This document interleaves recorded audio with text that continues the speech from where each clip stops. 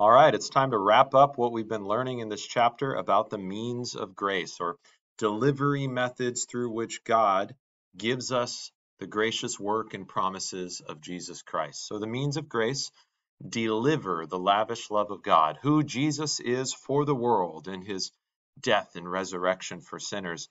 That's who he is for you personally, as he comes to you in these means of grace, delivery methods. God has freely saved us through the work of Christ, but that saving work of Christ comes to me personally through these means that Jesus tells us about in the New Testament, starting with human language. Let's look at some of the passages that talk about how God's grace comes to us just in language.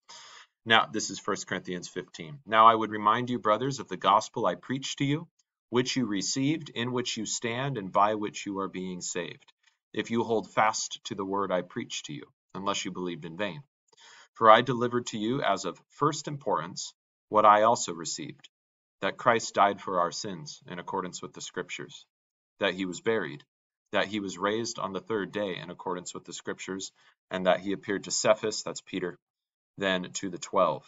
So Paul says the gospel, this good news that Christ died for our sins, that he was buried, that he rose on the third day, all in accordance with what Scripture had prophesied and promised.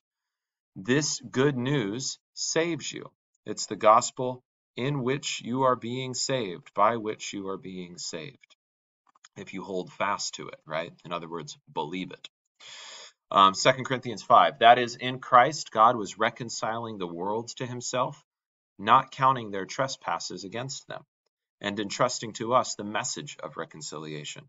Therefore, we are ambassadors for Christ, God making his appeal through us. We implore you on behalf of Christ, be reconciled to God. For our sake, he made him to be sin who knew no sin, so that in him we might become the righteousness of God. So here, Paul calls the gospel the message of reconciliation.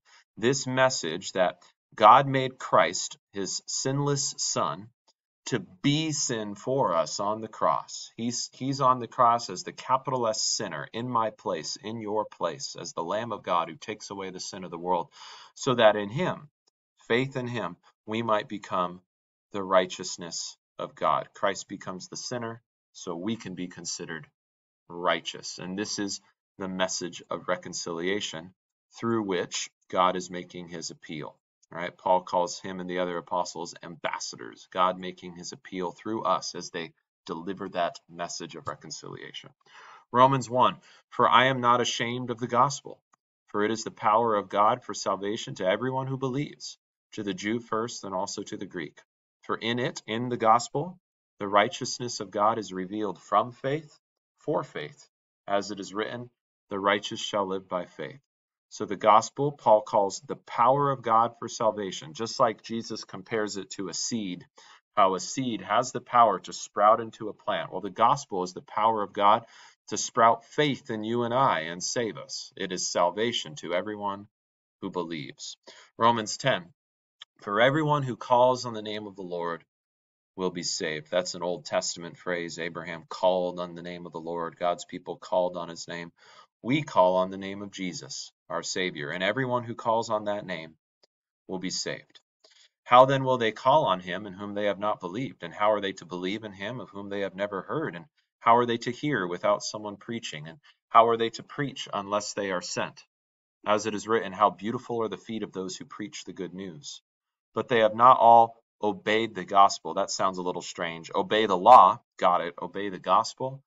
The Greek word there, I think, is hupotasso. It's this idea of like listening under, kind of like if parents tell their little kids, listen.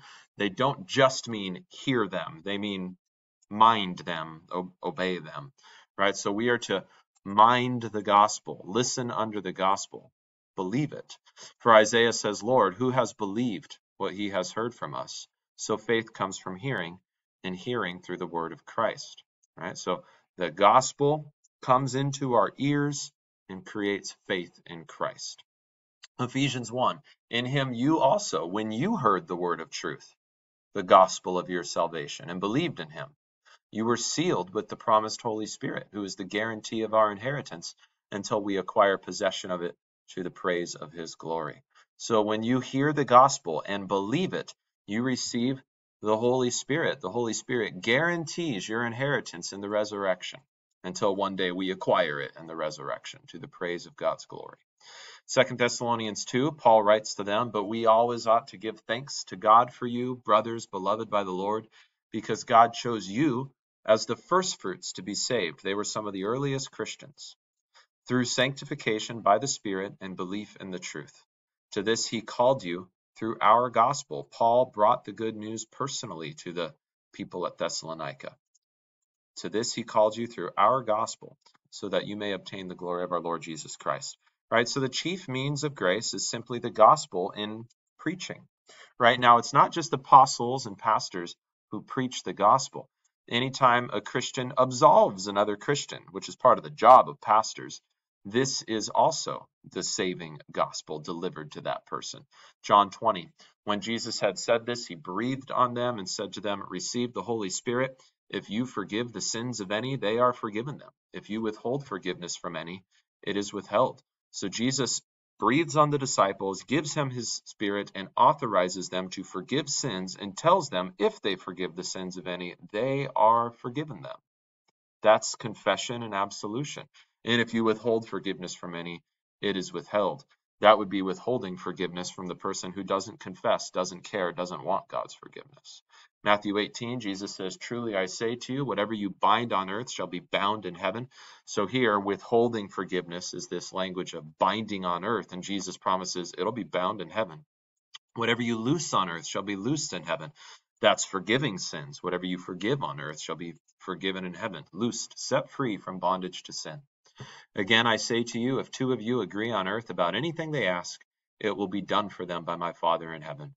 For where two or three are gathered in my name, there am I among them." So Jesus authorizes his church, which is simply where two or three are gathered in the name of Jesus.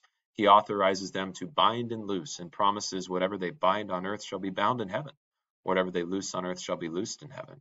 That's why James tells us, "Confess your sins to one another and pray for one another that you may be healed." We not only confess our sins to God in prayer, we also confess our sins to one another, because God has authorized us to forgive sins in his name. So we confess our sins to fellow Christians to receive the forgiveness of Jesus through our fellow Christian. And again, this is part of the job of the pastor. Therefore, the prayer of a righteous person has great power as it is working. So that's the gospel coming to us in human language. And it's confession and absolution, it's fellowship, it's whenever any Christian delivers the gospel to you, it's the public preaching of Christians. The gospel also comes to us in water, which we call baptism, water in the name of the Father, Son, and Holy Spirit. Look at Acts chapter 2. "Now when they had heard this," Peter's Pentecost sermon, that they had killed their Christ. "When they heard this, they were cut to the heart and said to Peter and the rest of the apostles, 'Brothers, what shall we do? If it's true we killed Jesus, who is the Messiah, what do we do now?' And they believe Peter, and they want to know what to do about it. Peter said to them, 'Repent and be baptized, every one of you, in the name of Jesus Christ, for the forgiveness of your sins, and you will receive the gift of the Holy Spirit. For the promise is for you and for your children, and for all who are far off, everyone whom the Lord our God calls to himself.'" So the same gospel promises for you, for your children, for all who are far off, for everyone whom the Lord our God calls to himself, these same gospel promises are delivered in water in the name of the Father, Son, and Holy Spirit. When Jesus sends out his disciples to go and make disciples of all nations, baptizing them in the name of the Father, Son, and Holy Spirit, that's because baptizing, along with teaching, delivers the gospel promises. "Repent and be baptized, every one of you, in the name of Jesus Christ." Here are the gospel promises: "For the forgiveness of your sins, and you will receive the gift of the Holy Spirit." Colossians 2, here's another gospel promise attached to baptism: "In Christ also you were circumcised with a circumcision made without hands, by putting off the body of the flesh by the circumcision of Christ." So what circumcision was in the Old Testament was also a sign pointing forward to what baptism is in the New Testament. Circumcision was a removing of the flesh, literally the foreskin of the male. But in the New Testament, the circumcision of Christ is the removing of the sin from us. Jesus would wash away our sins in the waters of baptism. So in baptism, we're buried with Christ in baptism. Our sin, our old man, put to death, in which you are also raised with him through faith and the powerful working of God who raised him from the dead. Paul says something exactly like this in Romans 6, where he adds, "For if we have been united with him in a death like his, we shall certainly be united with him in a resurrection like his." That's Romans 6, verse 3 and following. And then also, the gospel promises come to us in bread and wine, which Christ calls his body and blood for us to take and eat and drink. This is what Paul, and now we, call the Lord's Supper. Now, as they were eating, Jesus took bread, and after blessing it, broke it, and gave it to the disciples, and said, "Take, eat, this is my body." And he took a cup, and when he had given thanks, he gave it to them, saying, "Drink of it, all of you, for this is my blood of the covenant, or blood of the testament, which is poured out for many for the forgiveness of sins. I tell you, I will not drink again of this fruit of the vine until that day when I drink it new with you in my Father's kingdom." So what the Passover lamb was pointing forward to, what all the Old Testament sacrificial system was pointing forward to, will be completed the next day in Christ's crucifixion. And on the night in which he was betrayed, the night before his crucifixion, Christ declares this cup to be his blood of the New Testament, which is poured out for many for the forgiveness of sins. And he commands his disciples, "Drink of it, all of you." Of the bread, he says, "Take, eat, this is my body." So in the Lord's Supper, Christ promises to you his body and blood for you to take and eat and take and drink for the forgiveness of your sins. And then Paul in 1 Corinthians 10 says, "Is not the cup we bless a participation in the blood of Christ? Is not the bread we break a participation in the body of Christ?" So Christ with his body and blood would make himself bodily one with his church, with you who partake, and forgive you your sins. As often as you do it in remembrance of him, a proclamation of the Lord's death until he returns. So through all of these means, human language preached in confession and absolution and fellowship, whenever a Christian delivers the gospel, in water, which is simply baptism, water and the word of Christ, in the name of the Father, Son, and Holy Spirit, in bread and wine and Christ's words of institution about this meal, take, eat, take, drink. All of these means are means that the New Testament declares it's Jesus delivering his gracious promises to us. What he achieved on the cross, here he delivers to you through these words, through this water, through this bread and wine. Through these means, Jesus gives forgiveness of sins, the Holy Spirit, unity with him in his death and resurrection. These means are really just the gospel of Christ, the gospel preached into your ears, the gospel washed over your body in God's triune name, the gospel fed to you as Christ's body and blood for your forgiveness. Some have called this understanding of the sacraments an instrumental view. We see the sacraments as instruments, means through which God delivers the grace of Christ to us. Now, there are churches that take a non-instrumental view, seeing these things as not really delivering Christ's promises to you, but just being a symbolic of those promises, promises already received through hearing, right, through the preached word, the preached gospel, but promises not received through the Lord's Supper or baptism.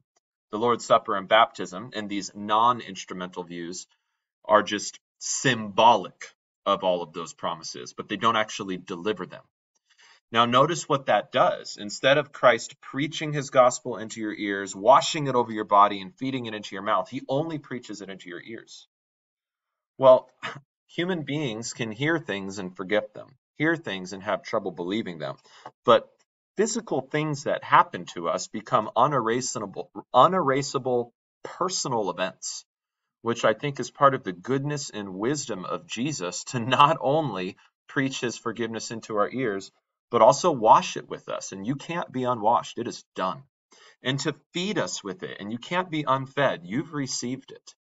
So you can know that this promise really is yours. Jesus says so. He didn't only tell it to you, he also washed you with it and fed you with it. That's how good our God is. We are physical creatures, and he would deliver his grace to us through these physical means. You will notice, and people smarter than I have made this observation, that where churches have non-instrumental views of the sacraments, they tend to invent their own sacraments, where the worship service often, not always, becomes almost a means of trying to manufacture in the worshiper emotions that draw them close to God, instead of the sacraments, where we are promised Jesus is drawing close to us in these things. And that's the whole point. Jesus would come to us and draw near to us in all these ways, through our ears, over our body, and fed into our mouth. God bless you guys.